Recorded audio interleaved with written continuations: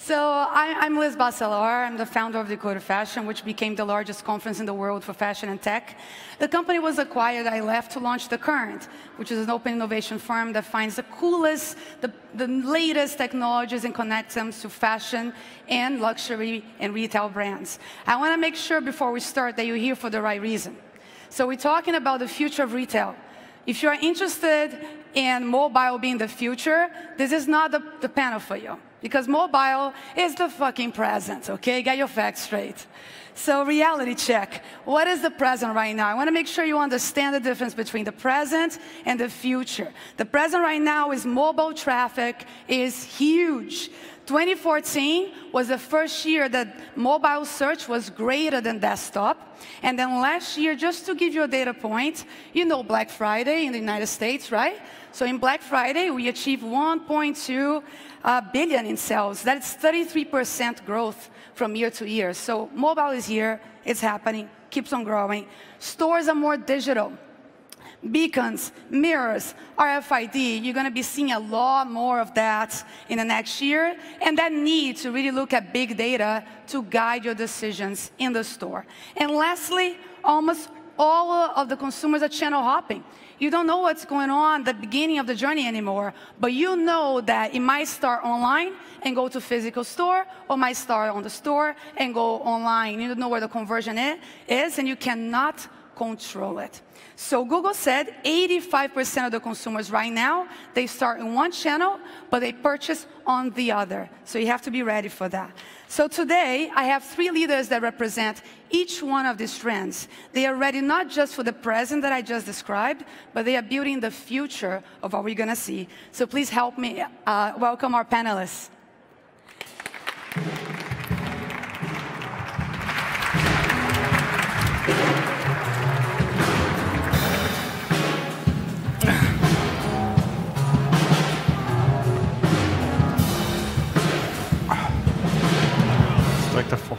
First of all, I really want to thank Markus for all the booze that there is backstage. Have you guys tried the Wirecard bar? You should check it out right behind the stage. Thanks, Markus. That was awesome. You're very welcome, and we are very happy to support the DLD with alcohol. So William, I really wanted to bring you today because you are in this special bucket of fashion CEOs in my heart that really get this digital disruption that we're going through. And your journey started in 2012. You were interested in making AllSaints much more global, much more digital. Can you tell a little bit about that journey? Can you tell us a little bit about the brand and what you've been achieving? Okay. So AllSaints trades in 20 countries. We have 200 points of sales. But unlike the traditional fashion model, what we opted to do was create a direct-to-consumer model business. Back in 2012, we said consumers around the world, they don't seek product, they seek a brand experience. So in order to suffice and satisfy global customers, we needed to create an inherently different communications model, a different distribution model, and a model that brought in your talent pool to work as one. So tell me about what you've built behind that. It's not, we talk about Under Armour becoming a technology company, but you're kind of becoming a technology company as well. You have a lot of engineers. Absolutely. The way we approached it was, we said if you're a retail brand with an excellent digital strategy, what that means in an organization is you have one department that knows digital. Everybody talks about strategy and digital 5% of their time. So to flip the mindset, one of the first things that we did was we said, why don't we consider ourselves a digital brand where every function has to think digital first, and then we happen to have some stores, a couple hundred around the world. Now, the key is this. By the year 2020, most consumers in the US, UK, and in China will be millennials and Generation Z. A lot of the industries that we all operate, that all of us here today operate, are really built on a traditional analog. What we've done is taken analog processes across reporting, inventory utilization, brand experience in store, reporting. Every facet of the business has gone through a thorough review under the principles of design thinking. which is using creativity to solve today's business issues. And what we did is we made it super sexy to be discussing inventory utilization, but having our own in-house coding team developing its own software. How long did it take for you to do that? We tend to do everything in 100 days. Because if you think about it, Liz just mentioned in 2014, the mobile and the importance of mobile. Back in 2012, we were partnering with Google and doing an offsite at Google's offices in London. And at that point, one of the Google executives shared with us, did you realize that the tablet was created in 2010? How much has global societies changed since 2010? And it just dawned on me at that point in time, how can we be working in this day and age to annual objectives? The world is changing at such a fast pace. We need to be dynamic, we need to be agile. So we tend to work everything in 100 days at AllSaints. So you're someone who's not easily distracted by buzzy tech. And fashion gets distracted about that a lot. Technology that is just PR, but doesn't really make you more money. So one good example that I like to mention is VR. Beautiful, I'm not against VR, but for fashion, it doesn't sell. It doesn't help us convert. So what kind of tech you just don't like, that just doesn't work for AllSaints? Yeah. We admire, a lot of the new technology and innovation, and we stay abreast of it. You have to in this day and age. But what we like is practical solutions. So solutions that benefit consumer. And what we do is we tend to put every new innovation project under two filters. Does it help customer, number one, first and foremost? And second, does it help the business model? If it doesn't suffice those 2 points, we shouldn't pursue that project. In this day and age as retailers, we fail miserably in just finding the consumer the right product, the right color, and the size option. Before we start going into the virtual reality world, I think fashion brands and brands in general, we have our basic homework to do, which is to solve today's issues, in that most inventory systems are operating in a very analog, non-cloud-based model. Aren't you guys a little bit of prisoners of enterprise systems? We're very anti-enterprise. Enterprise, sometimes after... The industry as a whole, right? They get like stuck in the old legacy systems. Well, absolutely. I think, you often forget after you go through an enterprise solution implementation, did they implement it to benefit your company, or did you just change your entire company to benefit their process? Mm-hmm. And what we're about is building a business model that doesn't exist. So at AllSaints, what we've been doing since 2012 is, the key is, who cares about best practice? By the time you follow somebody's best practice, it's no longer a best practice. What we care about is the future model of business. So our vision is to always look ahead. We may be wrong, but at least we're sailing in a direction rather than aimlessly bobbing in the ocean. Johannes, you're also someone who does not get stuck even in legacy systems. I'm still working on my German, so REWE. I was very surprised talking about REWE, how far ahead you guys are in certain aspects from the American market. You really get it, where the future is going. I want you to talk a little bit about the things you are doing and being able to in-source, being able to do contextual commerce.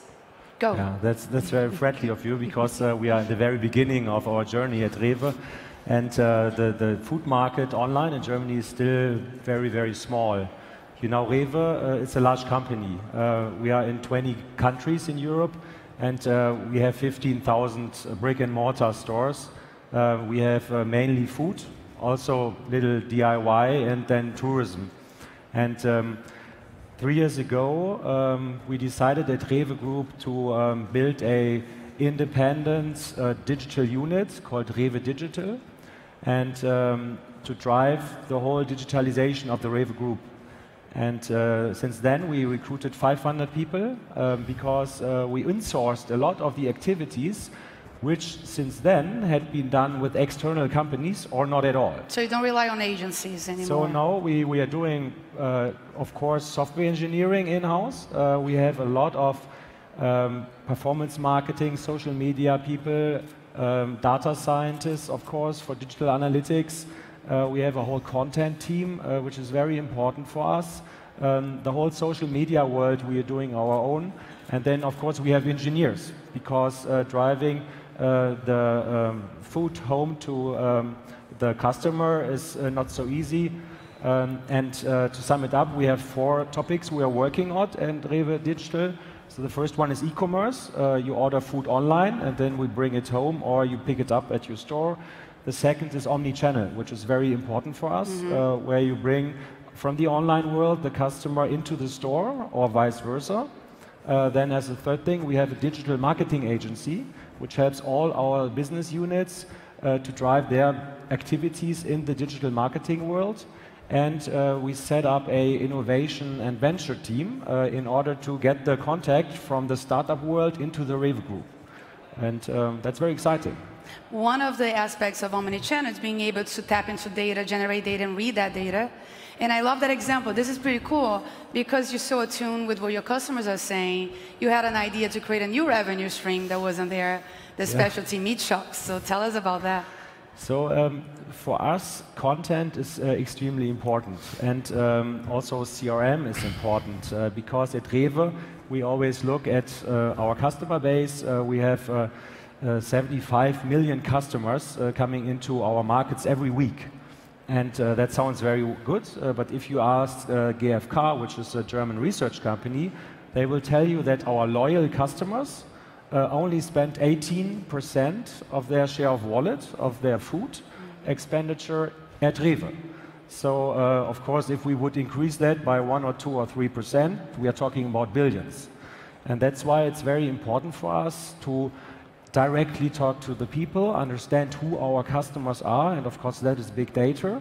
And that is why we want to own those channels towards our customers. And that's why we are very closely following up what's happening in the social media world. We are doing a lot of community management ourselves. And of course, CRM is very important for us. But listen to social media, you had the idea for the Kobe beef yeah, exactly. store. And then if you go towards the products and the CRM and you do recommendations to your customers, it's not about recommendations only. It's in our case also recipes and little bit also nutrition consultancy.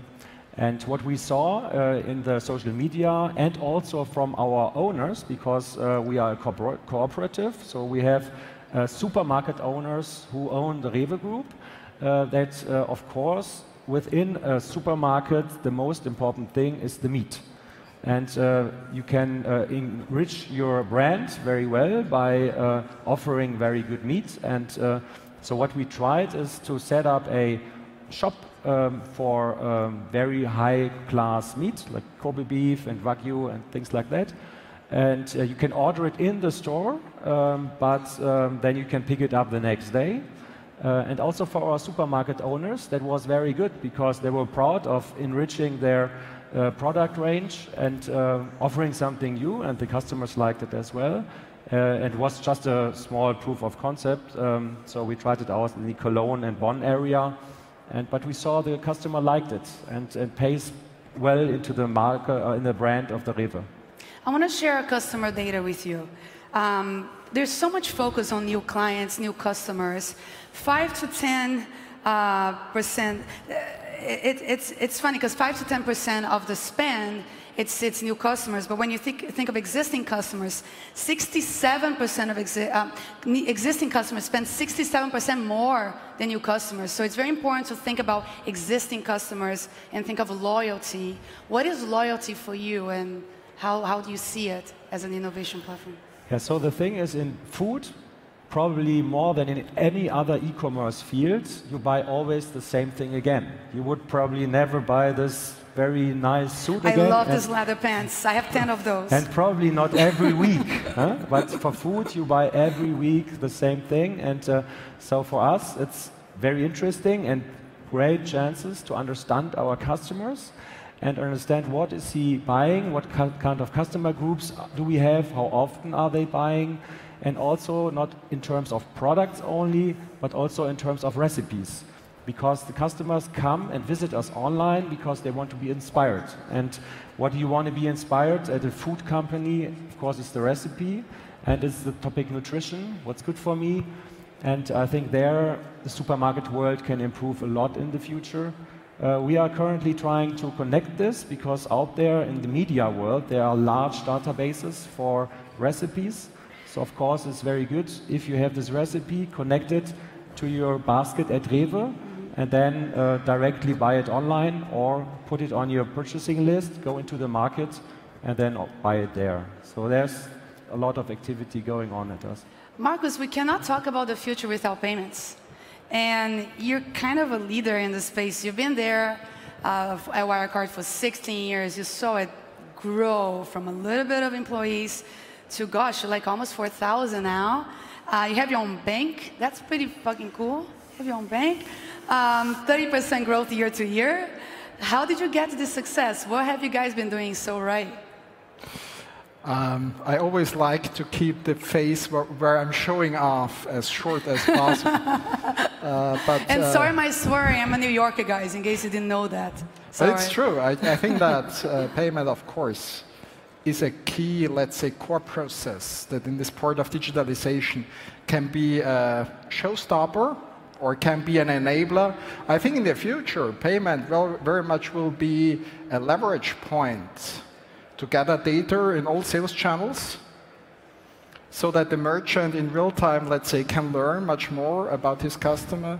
So I think that payment, if you see it strategically going forward, is of course a very good example how, let's say, the merchant of the future, the retail of the future, should digitalize his whole end-to-end process. And let me also say, yes, we're a first-generation internet company, we also very much started as a front end. We provided to merchants an online, let's say, virtual terminal where a merchant could gather all kinds of payment solutions, and then we used the internet to do a real-time clearing of this payment transaction. And then step by step, we insourced and also disrupted the whole back-end processes with internet technology. And today, we can provide on global basis, basically on all 5 continents, in over 40 payment solutions, the end-to-end payment process to global merchants in all sales channels.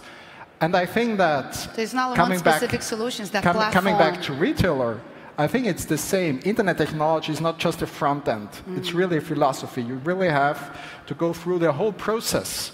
And I think you have to implement this core idea of digitalization not only in a certain subsidiary in your company, but it really must be a philosophy that is driven from the C-level and must probably come also to all your back-end processes, inventory processes, delivery processes. And I think that's the next big thing. We're currently driving internet technology very much from online to the point of sale over this omni-channel approach. And I think it could make, or it could bring a lot of additional coolness now for point of sale. We call the future of point of sale e-point of sale. On the one side, this is of course a technology approach, using consistently internet technology also at the point of sale. But I think it also can bring a lot of lifestyle aspects of internet to the point of sale. And this is, of course, the big thing that is in there for the retail of the future. So let me ask you then, when you think about people like William, people like Johannes, leaders of retail and the fashion world, what are they missing? What's the opportunity here that they're missing? I would never say, missing is a very tough word, but I think it's always tough to, when you have a strong running business, which many retailers have. Otherwise, they wouldn't have grown big. I think to implement this permanent philosophy of change that was brought up by the internet, and also to drive the organization into new thinking, I think that's always a challenge. And it's much more easy to see this as at other companies than to see it in your own company. So I think the first soft thing is definitely to bring in this philosophy of constant change. Because what internet brought are much quicker innovation cycles. So more important than thinking solutions, you should be thinking about culture change and rethinking the culture of the company in a way. Let me give you a second, let's say, more technical thing. I think in the next stage, it's important really to integrate all touch points, online, mobile, and point of sale, over a single internet stack, and to build up a strong, let's say, data warehousing system where in real time, like it was just discussed, where in real time you're really using the data, you're not only gathering it, but you're really using it for actions that in real time, on the one side, bring, let's say, context-based information to the consumer or permanently tune your service offering. And here we're really very early stage. But we have today the technology to do it. Yeah.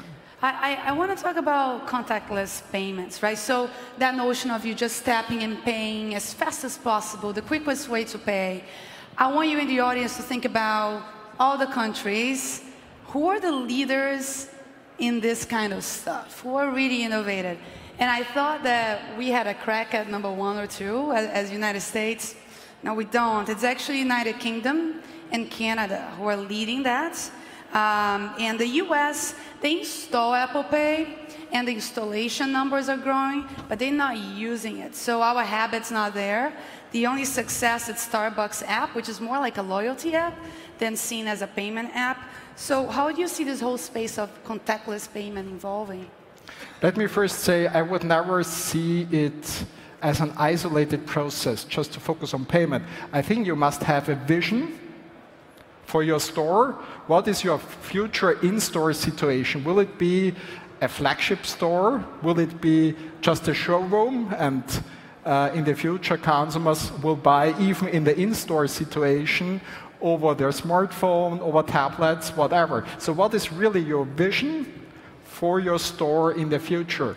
And secondly, could perhaps your store in the future become also a leverage to very quickly deliver goods? I think a big trend is also that physical stores can be used when people shop online to get the goods very quickly. I think there are some very big online retailers, of course, already having this one-time, 1-hour delivery, where they are building up a lot of physical presence too. But I think a company that today has thousands of physical stores can also use them to very quickly come to the consumer. And I think that's what the consumer of the future is looking for. He wants a very quick delivery process, and very often he doesn't want to take the product with himself when he leaves the store, even when he has bought it in the store. Yep, so I think seeing these trends is very important, and if you do that, I think your in-store, again, can be a big advantage in the future process. And this is why we see some poor online players now also setting up physical presence, because they also see this trend.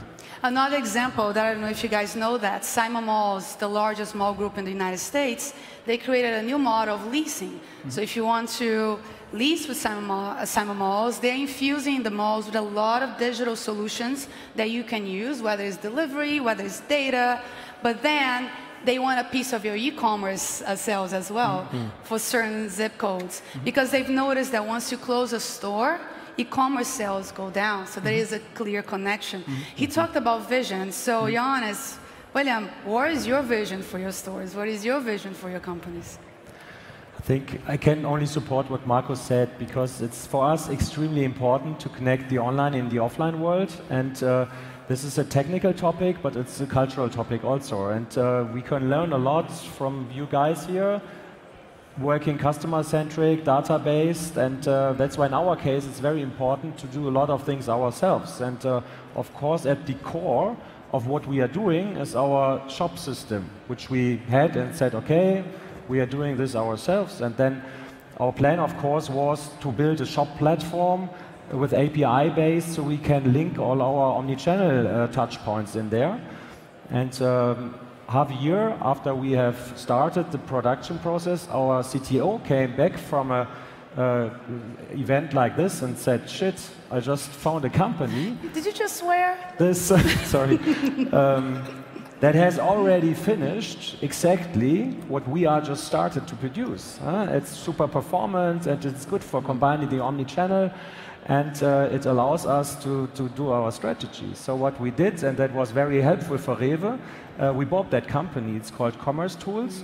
So suddenly REWE, as a traditional, this year we are going to turn 90 years old, a company is a software company. And we took this technology and produced it in order to use it at REWE, but also in Austria and everywhere where we are. But we kept it on the market and developed it further. And today at the NRF in New York, we are going to announce together with Adobe a strategic partnership, and we won a lot of external customers. And of course, this is nice from a venture standpoint, but it's for a cultural change of REWE. This is great because the board starts also to get in touch to a new world and talk about technological and software engineering topics. So I think at the end, if you ask me what's the important thing, it's to be data-centric, customer-centric, and build a world like a platform. We talked about this the whole day, which helps you in the online world, in the offline world, and we can put great new innovative things. And we had augmented reality today that was so interesting, and talked about a lot of other things. AR is cool. William, almost 200 stores, 3,000 employees in 20 countries. Where are we going next with AllSaints?